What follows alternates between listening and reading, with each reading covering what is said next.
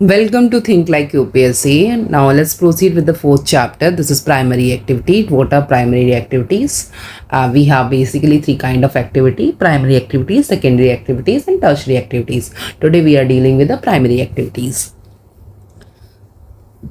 So here, human activities which generate income, any kind of human activities which are able to generate income are known as economic activities. उनको हम क्या बोलते हैं? Economic activities बोलते हैं. And economic activities are broadly grouped into primary, secondary, जिसे मैंने starting में बताया था, primary, secondary, tertiary and quarterly activities. ठीक है, primary activities are directly dependent किस पे? एनवायरमेंट पे, as these refers to utilisation of earth के रिसोर्सेज पे, जैसे कि such as land, water, vegetation, building materials and minerals. तो basically this year you have got a direct question from this topic. In GS1 you have got a direct question from this topic, and this include a hunting, gathering, pastoral activities and fishing, forestry and agriculture and mining and quarrying.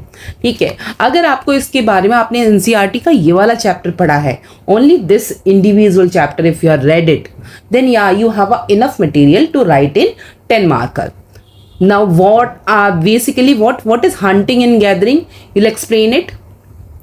Hunting and gathering, the earliest human being depended on their immediate environment for their substance, and they subsisted on what? Animals which they hunted, and the edible plants which they gathered from the forest as in the vicinity. तो primitive society जो थी वो dependent थी किस पे? Wild animals पे, plants पे, and people located in very cold and extremely hot climate survived on hunting. And the people in the coastal area still catches fish, though fishing has experienced modernization due to technological progress, and many species now have become extinct और endangered due to illegal hunting and poaching. तो हम problem बता सकते हैं. फिर हम आगे बोलेंगे, early hunters used a primitive tools such as which were made up of stones, twigs or arrows. So the number of animals killed were limited था वहाँ पे. आज की डेट में आपके पास में इक्विपमेंट स्ट्रॉन्ग है. And why is hunting being banned in India? क्यों बैन किया? बिकॉज आगे क्या है? Gathering and hunting. Gathering and hunting are the oldest economic activity known है अभी हमारे लिए, and these are carried out at different levels with a different orientation. Gathering is practiced in regions with a harsh climate condition, and it often involves primitive societies who extract both plants and animals to satisfy their needs for food and shelter and clothing. तो food and shelter का अपनी like जंगल के area में रह रहे हैं सभी लोग, एकदम दूर दूर दराज में, तो they have this thing only, उनके पास में यही एक रास्ता बचता है. And this type of activity requires a small amount of capital investment and operate at a very low level of technology, and the yield per person is very low and the little and no surplus is produced. तो इसमें कोई surplus produce नहीं होता. This is the main reason. आगे, gathering is practiced at high altitude zone which include northern Canada, आपका हो गया northern Eurasia and the southern Chile, and low latitudinal zones such as Amazon basin, tropical Africa, northern fringe of Australia and the interior parts of south east Asia. In modern times जब हम बात करते हैं, like some gathering in the market oriented has become a commercial. Gatherers collect valuable plants such as leaves, barks of trees and medicinal plants, and after simple processing sell the produce to the market. जैसे आपने देखा होगा ना, like normally Banjara market की तरफ में, उस तरफ में देखने को मिल जाता है आपको, छोटे छोटे आइटम्स लेके खड़े होते हैं. लाइक आप डेली वीकली मार्केट्स जो होती हैं उसमें भी आपको देखने को मिल जाएगा, छोटी छोटी medicine and non medicinal plants लेके बैठे होते हैं. तो वो जो है ना, that is what they try to sell, they produce in the market. Majorly Rajasthani dressed, they are majorly dressed in a ghagra choli kind of thing. तो they use various parts of the plant. For example, the bark is used for quinine, ये हमारी medicine बनती है जिसमें हम malaria को treat करने के लिए यूज होती है. टेनाइन एक्सट्रैक्ट एंड कॉक leaves supply material for beverage, drugs, cosmetic, fiber, thatches and fiber, nuts for food, and oils and tree trunk yield rubber, balata, gums and resin. So अगर आप INA की तरफ गए हो तो आपने ये सब चीज़ें देखी होंगी। If you have ever been to INA तो आपने ये सारी की सारी चीज़ें देखी होंगी। नहीं गए हो तो कभी जाकर देखना, you will come to know कि ये सब चीज़ें they use to sell it and they are on a regular basis, they are available there.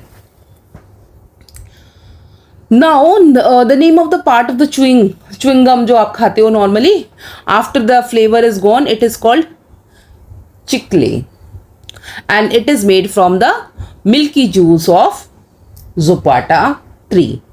ठीक है, ये आपके लिए यहाँ से अगर if you are preparing for your class 12th exam, board exam, तो 1 मार्कर आपका यहाँ से बन जाता है। आगे gathering has a little chance of becoming important at the global level. Global level पे कम ही इंपॉर्टेंस मिल पाती है इसको, बिकॉज छोटा ही प्रोड्यूस हो पाता है, उसमें आप क्या ही ग्लोबल लेवल पे उसको प्रोड्यूस कर पाओगे या रिप्रेजेंट कर पाओगे। तो products of such an activity can not compete in the world market में। मोर ओवर सिंथेटिक प्रोडक्ट जो है हमारे यहाँ, जिसकी हम नॉर्मली बात करते हैं, सिंथेटिक प्रोडक्ट जो है हमारे यहाँ often of a better quality and at a lower price, they are available at a lower price and have replaced many items supplied by the gatherers in the tropical forest। अब आप pastoralism explain करोगे उसके बाद में। At the same time same stage और in history जहाँ पे realisation हुआ कि हंटिंग है जो अनसस्टेनेबल एक्टिविटी है and human being might have thought of domestication of animal, उसने स्टार्ट किया। People living in a different climatic condition selected domesticated animals found in those regions depending on the geographical factors पे। जैसे आपने sheep का sheep को domestication करना start किया, काऊ को, बफेलो को, कैटल एंड ऑल बेसिकली। तो and technological development, animal rearing start होता है। Today is practice either at the subsistence और द कमर्शियल लेवल। या तो सब्सिस्टेंस लेवल पे पार्टिसिपेट किया जाता है या फिर उसे उसे कंडक्ट किया जाता है या फिर कमर्शियल लेवल पे। जैसे आज की डेट में हमको दूध मिलता है, ये कमर्शियल लेवल से ही आ रहा है, हमारा सब्सिस्टेंस लेवल पे के जरिए नहीं। तो नॉर्मली उसमें होता है कि वो अपने लिए प्रोड्यूस करते हैं। आगे आते हैं। What is nomadic herding? Term सुनी है, क्लास 6 में भी सुनी है, 7th में भी सुनी है, हम कंटिन्यूसली सुनते आ रहे हैं। Now we are in class 12th की NCERT पढ़ रहे हैं हम। ठीक है, तो नोमैडिक हर्डिंग क्या है? और a pastoral nomadism is a primitive subsistence activity in which herder rely on animal for food, clothing, shelter and tools and transport. इस पे ही रिलाई करता है। तो they move from one place to another, एक प्लेस से दूसरी जगह मूव करते हैं। ठीक है, उसके बाद में another from for what with their livestock and depending on the amount and the quality of the pasture and the water। किसके ऊपर? कि उनके पास में कितनी एनिमल्स हैं प्लस वाटर की अवेलेबिलिटी होनी चाहिए, बिकॉज वाटर जीने के लिए सबको चाहिए, एनिमल्स को भी चाहिए, प्लांट्स को भी चाहिए, as well as human being को भी चाहिए। तो वाटर नहीं होगा तो वहाँ शिफ्ट होने का कोई मतलब नहीं है। तो ईच नोमैडिक मतलब बेसिकली एक जगह से दूसरी जगह चलते रहते हैं। ये community occupies a well identified territory as a matter of tradition. जैसे आपको जो कैमल रियर करते हैं या फिर भेड़ बकरियां रियर करते हैं तो आपने उनको देखा होगा, they move travel from one place to another. Pastoral nomadism is associated with the 3 important regions हैं। अब इसके रीजन एक्सप्लेन कर दो। The core regions extend from Atlantic shore of North Africa and eastward across the Arabian Peninsula into a Mongolia and a central China। And the second region जो आपका आता है यहाँ से, second region that extends from a tundra region of Eurasia and in the southern hemisphere there are small areas in southwest Africa and on island of Madagascar। ठीक है, and movement जो हम सर्च करते हैं in search of a pasture is undertaken either उसको हम या फिर vast horizontal distance or a vertically from one elevation to another in a mountainous region. तो हमने यहाँ देखने को मिलता है कि जो प्रोसेस है ना of migration from plain area to pasture on the mountain during a summers, ये आपको जम्मू कश्मीर की तरफ में ना आपको काफी देखने को मिलेगा। अपर एरिया से शीप को लेके नीचे की तरफ आते हैं, फिर नीचे से फिर वापस ऊपर की तरफ जाते हैं जब एक्सट्रीम वेदर कंडीशन हो जाती है हार्श में, तो वो नीचे से फिर वो नीचे की तरफ आते हैं, उसके बाद फिर वापस ऊपर की तरफ चले आते हैं। द प्रोसेस ये जो है ना, इस प्रोसेस ये क्या है? Migration from the plain area to the pasture on the mountain ridge during summers and again from mountain pasture to the plain area during a winters is known as a transhumance. इस term का नाम है transhumance. ठीक है।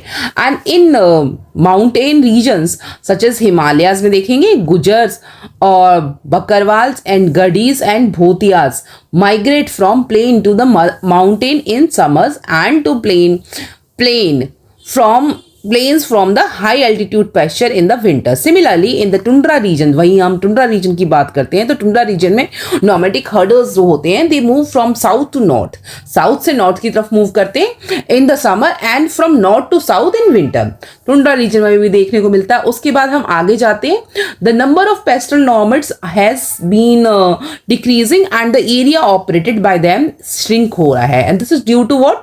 Imposition of political boundary हो गया. जैसे अभी हमने जंगलों को सबको अपने अंडर में ले लिया है, सरकार ने, ब्रिटिशर्स ने लिया, उसके बाद गवर्नमेंट ने भी ले लिया. इंडियन गवर्नमेंट ने भी वही किया, उसने भी कुछ चेंज नहीं किया. ठीक है. उसके बाद इंडियन फॉरेस्ट एक्ट ले आए हम 2014 के आई थिंक उसके आसपास. और उसके बाद हम 2021 फॉरेस्ट एक्ट हमने न्यू लेकर आए. उसके बाद में भी लाइक उनको इतना कुछ मच रिलीफ नहीं मिला उनको. तो न्यू सेटलमेंट प्लान हम बाय डिफरेंट कंट्रीज हैं, डिफरेंट हाँ. तो हर कंट्री का यही हाल है, ये नहीं कि हमारी कंट्री का यही हाल है. Every country is undergoing the same thing. अच्छा मैंने ये छोड़ दिया नीचे. Wide variety of animals is kept in different regions. जैसे आपको पता ही होगा ट्रॉपिकल अफ्रीका में cattles are the most important livestock है. And while in Sahara the Asiatic desert sheep goat camel are reared. And in the mountain areas of Tibet में अगर बताते हैं तो यहाँ पे याक, इलामास, Andes.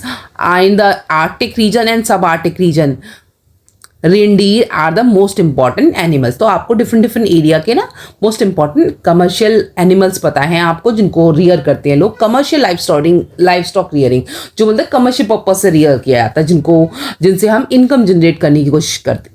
Income basically main motive is here to generate income. तो commercial livestock ranching is essentially associated with the western culture and is practiced on a permanent ranches. तो permanent basis पे होती है. And these ranches cover a large area and are divided into a number of parcels which are fenced to regulate the grazing. And when the grass of one parcel is grazed, animals are moved to another parcel. दूसरे level दूसरी जगह ले जाते हैं.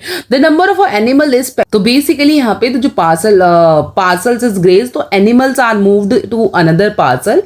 The number of animals जो है in a pasture is basically kept according to the carrying capacity of the pasture. तो this is specialised activity है in which only one type of animal is reared. जैसे गाय पाले तो गाय ही पाल रहे हैं. Important animals include sheep, cattle, goats and horses. And product जो है इनके सच एज मीट है, वूल है, hides and the skin are processed and packed scientifically and exported to a different world market में एक्सपोर्ट किया जाता है. Rearing of animals in wrenching is organise on the scientific basis पे उसे organise किया जाता है. एंड द मेन एम्फेसिस हो जो फोकस किया था वो किस पे किया था?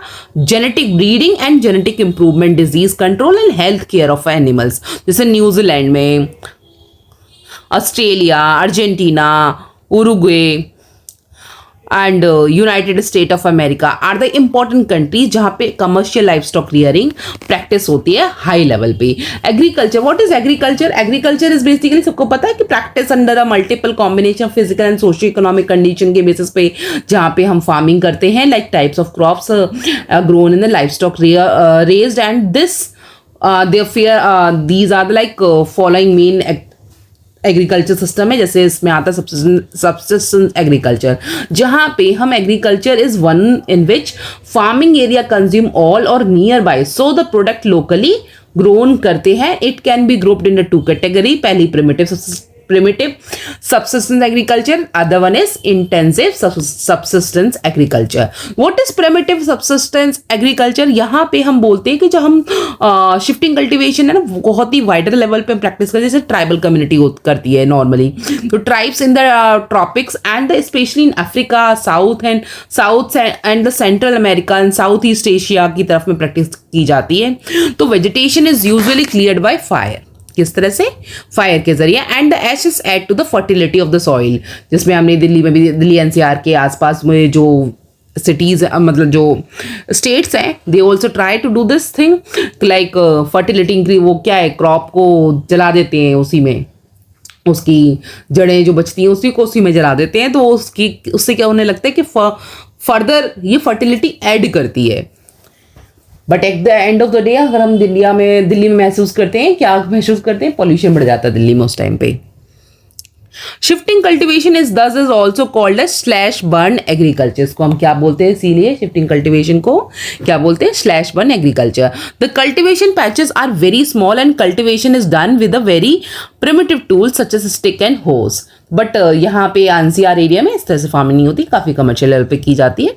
तो बट वो जो आइडिया है उसका रॉन्ग वाला उठा लेते हैं, क्योंकि वो छोटे लेवल पे के लिए हेल्पफुल है, but when you are doing at a very huge land, काफ़ी बड़े लैंड पे अगर आप उसको प्रैक्टिस कर रहे हो तो that is not worthy of the nature को इस तरह से प्रल्यूट ही कर रहा है।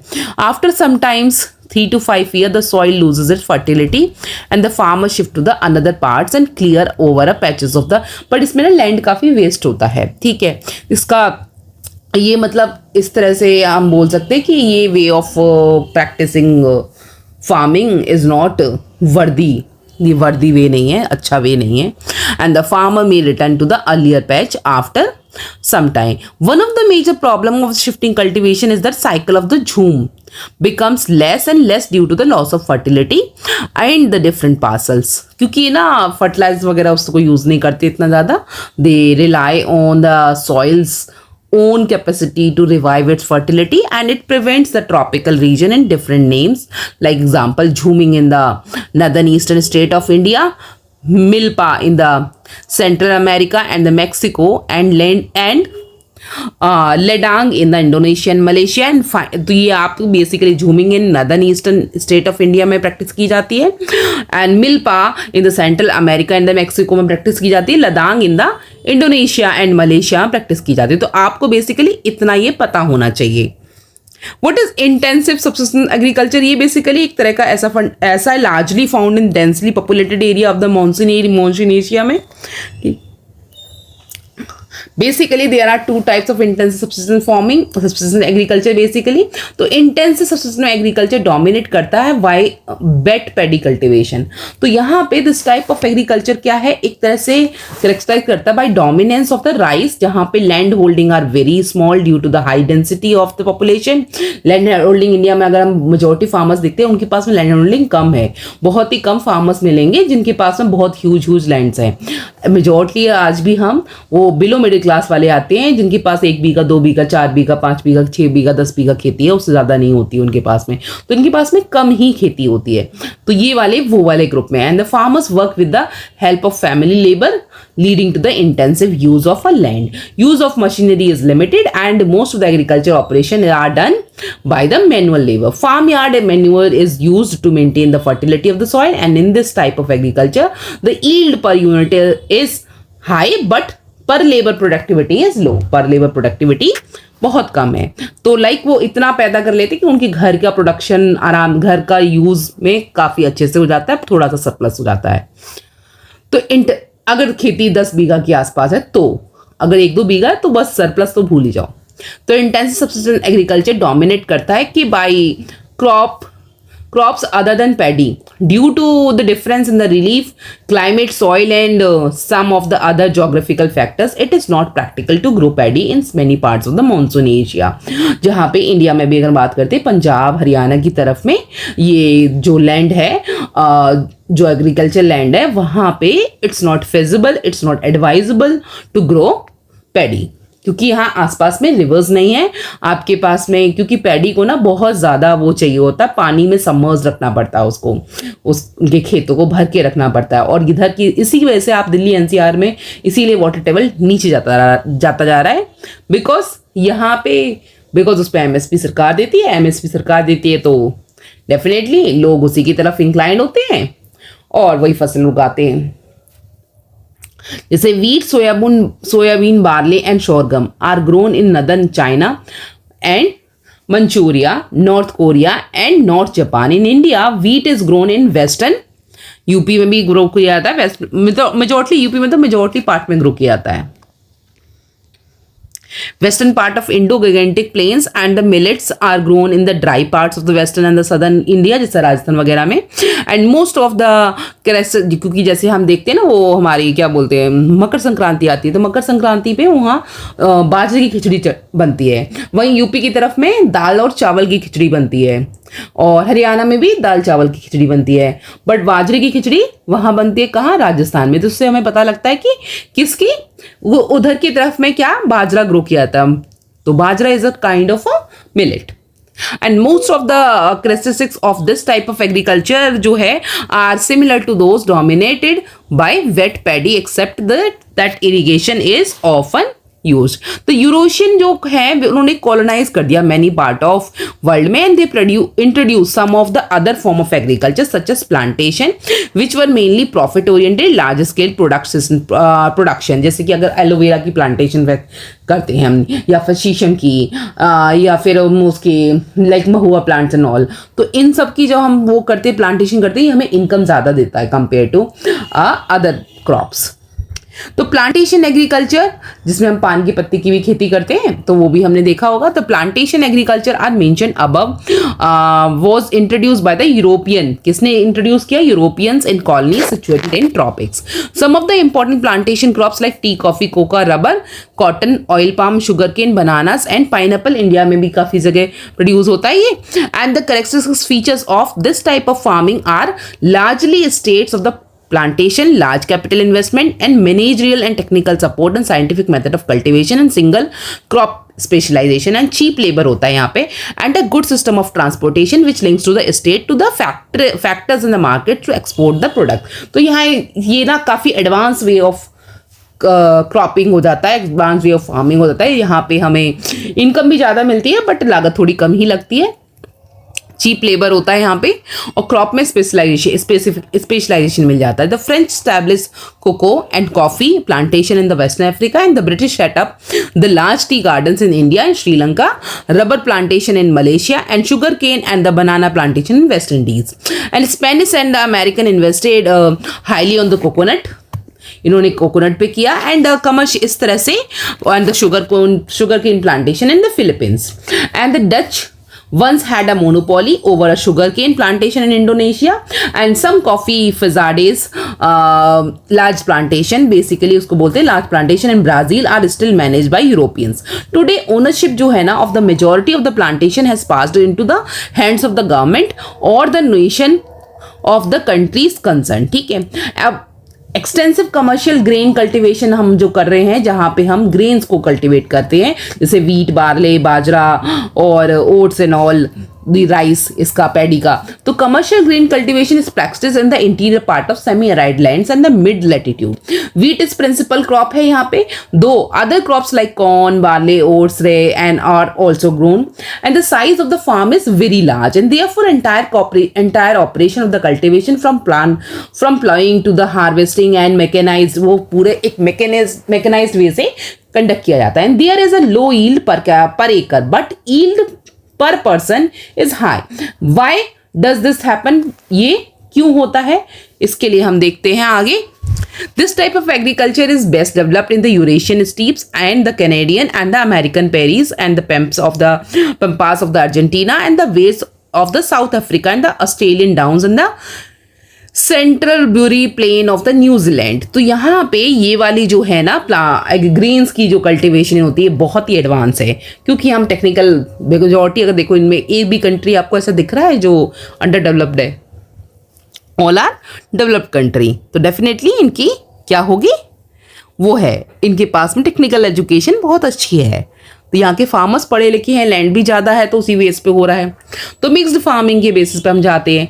This form of agriculture is found in the highly developed parts of the world, जहाँ पे नॉर्थ वेस्टर्न यूरोप आता है, ईस्टर्न नॉर्थ अमेरिका आता है, पार्ट ऑफ यूरेशिया आता है, then temperate latitude of the southern continent आता है. Mix farms are moderate in size and usually the crop associated with it are wheat, barley, oats, maize and fodder. Roots crops, fodder crops are the important component of the mixed farming. Crop rotation and the intercropping play a very important role in maintaining a soil fertility. Equal emphasis हम देते हैं किस पे? On crop cultivation and animal husbandry, दोनों को ही हम equal importance देते हैं. तो animals like cattle, sheep, pigs and poultry provide the main income along the crop. वो along the crop मेन जब तक क्रॉप तैयार नहीं होता तब तक इनको यहाँ से एनिमल हस्बेंड्री से उनको इनकम मिलती रहती है. तो mixed farming is characterised by, ये मेजॉरिटी केरल की तरफ में जाओगे तो वहाँ पे ज़्यादातर मिक्स्ड फार्मिंग होती है. The mixed farming is characterized by the high capital expenditure on farm machinery. तो यहाँ पे high capital expenditure करना पड़ता है, and building extensive use of chemical fertilizer and the green manure, also by the skill and expertise of the farmers. ठीक है. Dairy farming जहाँ पे हम बात करते हैं तो ये आपको डेयरी इज लाइक अमूल जो एक बहुत बड़ा ब्रांड बनाया है, फार्मर्स के द्वारा ही बनाया गया है. And dairy is the most advanced and efficient type of a rearing of milk animals जो milk देते हैं. milk मिलता है जो milk produce करने वाले जो animal है उनको. And it is highly capital intensive. Animals shed storage facilities for fodder, feeding and milching machines add to the cost of a dairy farming, and special emphasis is laid on cattle breeding, health care and the veterinary services जहाँ पे हम इस पे focus करते हैं. It is highly labor intensive है and as it involves a rigorous care in feeding and milching. feeding and milching में rigorous care चाहिए होती है. And there is no off season during the year as in case of a crop raising. यहाँ पे कोई off season नहीं होता. एक नॉर्मली जो गाय है अभी कुछ टाइम में बेबी देने वाली, उसके बाद दूसरी गाय कुछ टाइम में बेबी दे देगी. तो डेफिनेटली तो ये ऐसे कंटिन्यूसली चलती रहती है जैसे हमारी राज्यसभा चलती रहती है कंटिन्यूसली. अब बोलना मैम ये कहाँ पहुँचा दिया आपने. तो हाँ, तो कोई सीजन थोड़ी होता है. So it practiced mainly near the urban and the industrial centers, which provide neighborhood markets of a fresh milk and dairy products. तो आपके लिए डेयरी प्रोडक्ट नॉर्मली जहाँ से मार्केट की एक्सेसिबिलिटी काफ़ी ईजी हो जाए यहीं पर ये प्रोड्यूस की जाती है. डेवलपमेंट ऑफ द ट्रांसपोर्टेशन अगर है, रेफ्रिजरेशन है, पेस्चराइजेशन है and the other preservation process have increase the duration of the storage of various dairy product. अब जैसे कुछ मिल्क्स आते हैं जिनको हम 21 डेज 30 डेज आराम से रख सकते हैं जब तक उसकी सील ओपन नहीं करो तब तक. Next, we will focus on there are the three main regions of the commercial dairy farming. पहला है Northwestern Europe, and the second is Canada, and the third belt is the Southern Eastern Australia and New Zealand and Tasmania. Australia काफ़ी कोशिश कर रहा है India के साथ में कि हमारे मिल्क को तुम्हारी कंट्री में ले जाने दिया जाए, but India is not agreeing because India wants to protect its own farmers. Mediterranean agriculture में, Mediterranean agriculture is highly specialised commercial agriculture है. It is practice in the countries on either side of Mediterranean की तरफ में practice किया जाता है. Sea in Europe and the north and in North Africa, Tunisia and Atlantic coast and southern California, central Chile आप देख रहे हो, south western part of South Africa and the south and the south western part of Australia. And so this means इस chapter में बहुत कुछ learn करने के लिए you have a lot of thing to learn. so many locations, so many way of farming. जैसे next आ गया viticulture. It is a kind of a grape cultivation जहाँ हम बेरीज की फार्मिंग करते हैं. तो grape cultivation specially in the Mediterranean reason जहाँ पे लाइक वाइन्स के लिए भी करते हैं हम. काफ़ी फ्रूट्स भी हैं जो ऐसे बीन्स हमारी जितनी भी ग्रेप्स वाली फॉर्म में जैसे कि आपके ब्लूबेरीज एंड ऑल. तो best quality wine in the world with distinctive flavour are produced with high quality grapes in the various countries of this region. The inferior grapes are dried into raisins and currant. तो उसको हम रेजन्स में dry कर देते हैं और उसको फिर मार्केट में उस तरह से निकल जाता है. And this region also produces olives and figs भी प्रोड्यूस करता है. कौन सा? Mediterranean region. And the advantage of the Mediterranean region agriculture is more valuable crops such as fruits and vegetables are grown in winter. I have been to a village जहाँ पे ना grep हर घर में grep की अलग अलग different way में wine बनती है. They produce locally and they even do lot of and they even participate in local fest and all, so they try to bring different flavors and all. Great demands in the European, तो Europe में normally इधर की तरफ जाते हैं तो इधर काफ़ी है, ये सब कल्चर है उनका। तो European and north American market, जैसे इंडिया में सबको रोटी सब्जी बनानी आती है बहुत अच्छे से, ऐसे वहाँ पे बहुत सारे लोग आपको मिलेंगे जिनको वाइन्स बनानी आती है डिफरेंट डिफरेंट फ्लेवर्स के साथ, दे कीप ऑन टेस्टिंग। तो market gardening and the horticulture, market gardening and the horticulture specialised in a cultivation of a high value crops such as vegetables, fruits and flowers solely for the urban market. जैसे flower की market, आप मंदिर जाते हो, मंदिर के बाद flower वाला बैठा होता है, वो कहाँ से आ रहा है, वो नॉर्मली हॉर्टिकल्चर वाली और गार्डनिंग वाली मार्केट से ही आ रहा है। तो वो जो लोग खेती करते हैं उसकी, देखो भाई, खेतों की फूलों की खेती में ना सबसे ज़्यादा मुनाफा होता है वैसे देखा जाए तो, प्रैक्टिकली देखा जाए तो उसमें लागत थोड़ी कम लगती है और उसमें मुनाफा बहुत अच्छा होता है, बिकॉज फूल बहुत कॉस्टली होते हैं। अगर आपने किसी ने दिल्ली में दिवाली के टाइम पे फूलों की शॉपिंग करी है या फिर कभी फेस्टिवल सीजन में शॉपिंग करी है फूलों की, घर को सजवाया है या शादी ब्याह में सजवाया, तो फूल हमेशा इंडिया में मतलब आए तो फेस्ड फूल कॉस्टली होते हैं। जो मुझे पसंद आते हैं वो तो हमेशा ही कॉस्टली होते हैं, बहुत ज़्यादा। And they can even go to 3, 4, 5, 10, 15 lakh, उसकी कोई लिमिट ही नहीं है। तो market gardening and horticulture specialize in the cultivation, यहाँ पे high value crop such as vegetables जो हैं, जैसे कि आपके जो एक्सोटिक वेजिटेबल्स हैं उनकी खेती करो तो आपको इनकम अच्छी होगी। बट हमारे यहाँ इंडिया में ना फार्मर्स को ना मेजरली ये सब बताया नहीं, उनको नॉलेज नहीं है या जो भी नहीं है, वो रीज़न क्या है कि they don't have that, like exotic vegetables हैं उनकी अगर क्रॉप करें और वर्ल्ड में हम आगे उसको मतलब आगे सर्व करें, आगे उसको एक्सपोर्ट करें तो क्या दिक्कत है, कोई इश्यू नहीं होगा। मे बी हम आगे अच्छे प्रोड्यूसर्स बन जाएं वर्ल्ड में। तो बट यही है कि हम इसे फोकस ही नहीं करते। We all are dwell towards what, rice, wheat, cotton, paddy, घूम फिर के यहीं आ जाते हैं जहाँ सरकार एमएसपी देती है।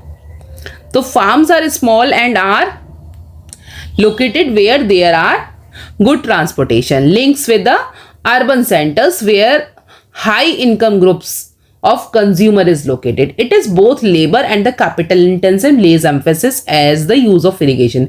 HYV seeds हैं यहाँ पे, fertilizers, insecticides, greenhouses and the artificial heating or the cooler region. This type of agriculture are well developed हैं, कैसे हैं, these are well developed हैं and is densely populated industrial districts of the north and west Europe and the northeastern United States of America and the Mediterranean regions में. The Netherlands is specialized in growing flowers and horticulture crops, especially tulips, which are flown to all major parts of the Europe में. And the regions where farmers specialize in the vegetable only, the farming is known as truck farming, what we call truck farming. The distance of the truck farms from the market is governed by the distance that a truck can cover overnight. मतलब इतना distance होना चाहिए कि truck पूरी overnight में वहां पर उस मार्केट में, जैसे गाजीपुर की मंडी में, गाजियाबाद की किसी लोकेशन में या फिर मतलब यूपी की किसी जगह से गाजीपुर की मंडी तक सामान पहुंच सके, तो मतलब वो ठीक है।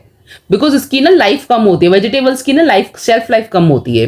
इसीलिए आपने देखा होगा मॉल्स में ना जो वेजिटेबल्स को ना पॉलीबैग से पॉलीथीन, जो है थिन शीट्स आती है पॉलीथीन्स वाली, जिसको हम टिफिन में वापस में भी यूज़ करते हैं, तो उससे वो कवर करके रखी जाती है वेजिटेबल्स। उससे क्या होता है ना, उसकी जो लाइफ है ना बढ़ जाती है, काफ़ी जल्दी ख़राब नहीं होते हैं। कभी करके देखना, घर में जैसे फ्रूट्स आ रहे हैं, एप्पल्स वगैरह आ रहे हैं, तो एप्पल्स को ना बाहर अगर रखने हैं आपने, तो नॉर्मली उसके ऊपर ना ये पॉलीबैग्स चढ़ा के उसको फ्रूट बास्केट में रख दो। It will be easily 1 week तक कुछ नहीं होगा उसको। In addition to market gardening, a modern development in the industrial region of the Western and the Europe and North America is factory farming, livestock, particularly poultry and cattle. Rearing is done in stalls and pens and fed are manufactured feedstuffs and carefully supervise हो रही है against diseases, क्योंकि इसमें ना काफ़ी issues आते हैं इसको लेके, and this require a heavy capital investment in terms of building machinery for a various operation, veterinary services and heating and lighting. And one of the important feature of a poultry farming and the cattle rearing is breed selection and scientific breeding, क्योंकि अगर यहाँ पे एक cattle बीमार होती है तो सारी बीमार हो जाती है, फिर सबको ही मारना पड़ता है। That is a great loss to a farmer who is indulged in cattle rearing. तो वहाँ पे आपने देखा होगा कई बार जैसे काफ़ी बीमारियाँ हैं जो सिर्फ और सिर्फ मुर्गी पालक जो मुर्गियों की बेसिकली फार्मिंग करते हैं, तो उनको बहुत फेस करना पड़ता है पोल्ट्री फार्मिंग में। The types of farming can also be categorized according to the farming organization. The farming organization is affected by the way in which farmers own their land and various policies in the government जो help करती हैं to run these farms. So cooperative farming मतलब सब मिलजुल के करते हैं। तो group of farmers एक साथ आके the cooperative society by pooling their resource voluntarily and more efficiently profitable farming। जैसे अपने यार ये जो cooperative farming के जरिए ही अमूल एक ब्रांड बना है, it is a cooperative society। An individual farm remains intact and farming is a matter of a cooperative initiative. Cooperative societies help farmers to procure all important inputs of the farming, sell the products and most favorable terms and help in processing the quality products at a cheaper rates.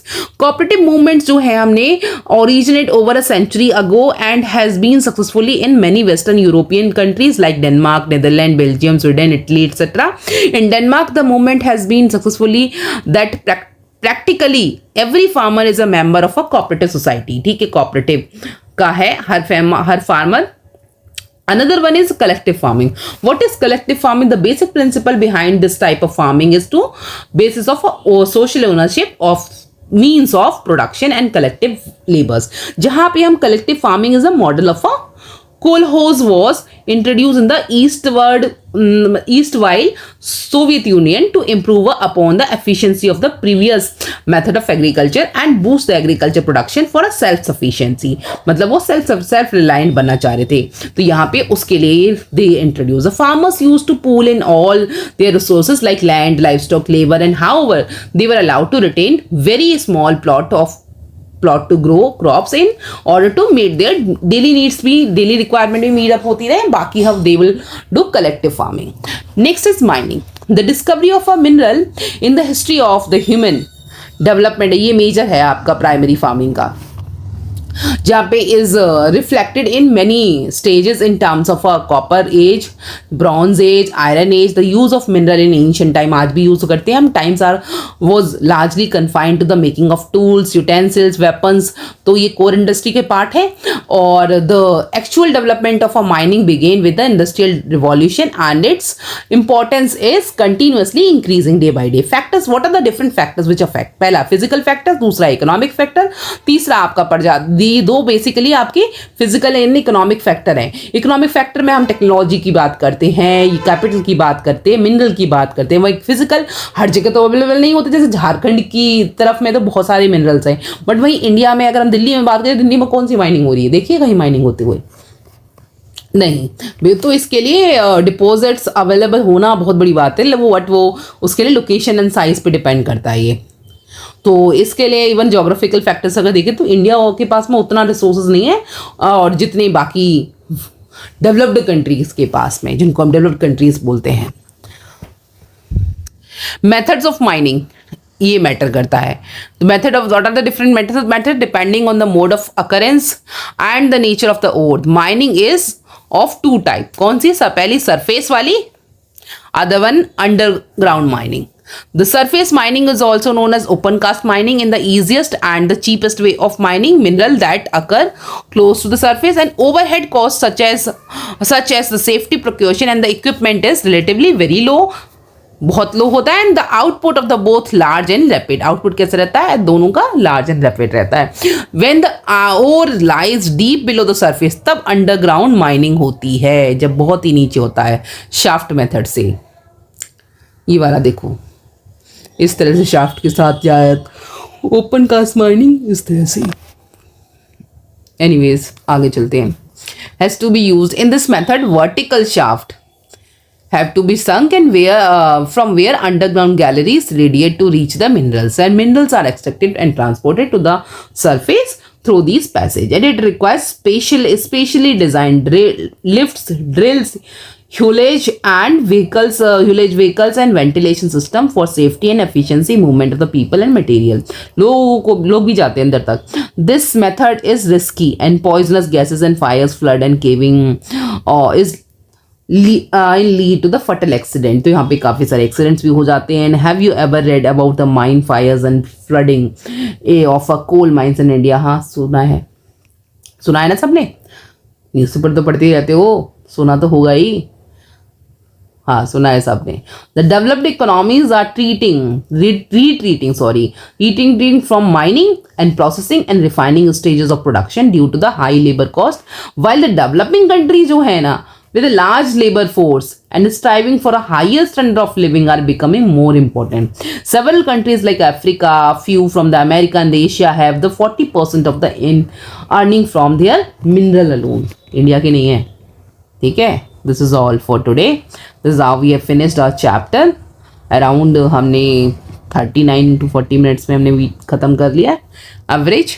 सो इस chapter में बहुत कुछ learn करने के लिए, इसको बार बार continuously read करो, will come to no. और काफ़ी सारा आपका बहुत सारी टर्म्स हैं इसमें जो हमने देखी हैं, और इससे डायरेक्ट क्वेश्चन इस बार आया भी है मेंस में। So keep studying, take care, see you in the next lecture.